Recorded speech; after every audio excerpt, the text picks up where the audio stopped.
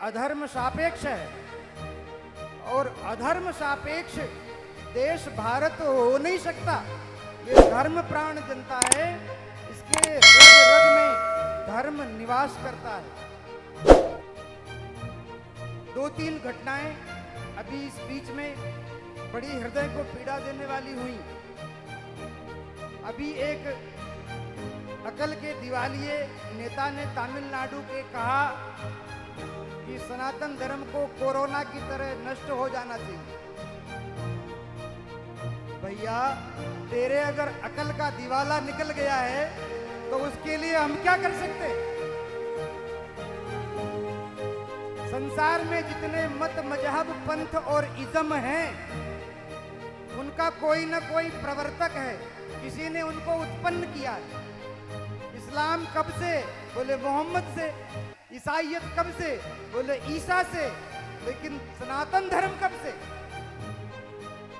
नारायणं पद्म भवं वसिष्ठं शक्तिं च तत्पुत्र पराशरं च देवीं सरस्वतीं व्यासं ततो जयमुदीरयेत।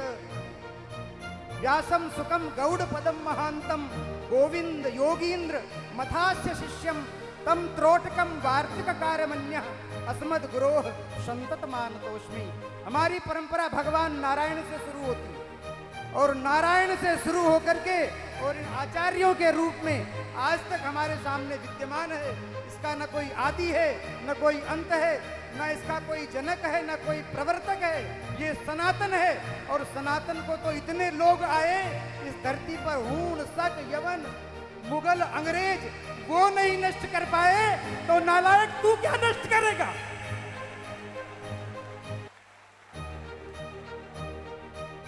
हमारे देश के संविधान में इमरजेंसी काल में जब सारे विपक्ष के नेता जेल में बैठे थे, उस समय आधी रात को 12 बजे तुमने संविधान के प्रियम्बल में धर्मनिरपेक्ष शब्द जोड़ दिया और इस देश को अधर्म सापेक्ष बना दिया। तुम्हारे बाप का ये देश है। हमारे पूर्वजों ने इस संविधान को इसलिए स्वीकार नहीं किया था कि देश के 75 साल बाद भी हिंदू अपने अधिकारों के लिए संघर्ष करें। हमारे देवस्थान सुरक्षित नहीं, हमारी पूजा पद्धतियां सुरक्षित नहीं, हमारे जीवन के मूल मानबिंदु सुरक्षित नहीं। अगर आवश्यकता हो तो ऐसे संविधान को आमूल चूल परिवर्तन करके उसको बदलना चाहिए। और ये मैं किसी आवेश में नहीं कह रहा हूं, ये मैं किसी आवेश में नहीं कह रहा हूं। मैं अकेला यहां नहीं खड़ा हूं, मेरे पीछे देवताओं की शक्ति है, पितरों की शक्ति है, यक्षों, किन्नरों, गंधर्वों की शक्ति है और हमारे ऋषि मुनियों की शक्ति। उनकी शक्ति के आधार पर मैं कह रहा हूं, हिंदू अब बहुत समय तक अत्याचार सहन करने वाला नहीं है। अपने अधिकारों के लिए भैया मिमियाना बंद करो और दिनकर के पदों के साथ स्वर में स्वर मिला करके विकराल काल मुंह खोलेगा, फणशेष नाग का डोलेगा, याचना नहीं अब रण होगा और संग्राम महाभीषण होगा। अगर इस तरह से स्थिति रही देश की तो ये ठीक नहीं है। संपूर्ण हिंदू समाज अगड़ा पिछड़ा, ऊंच नीच, छोटा बड़ा, इन सबको जो जातियों में बांटने का समीकरण चल रहा है। अभी थोड़ी देर पहले राजनेता आए थे और कहा हमने इस जाति को ये दिया, उस जाति को वो दिया, उस जाति को वो दिया, उस जाति को ये दिया। अरे नालायकों, तुम क्या दोगे?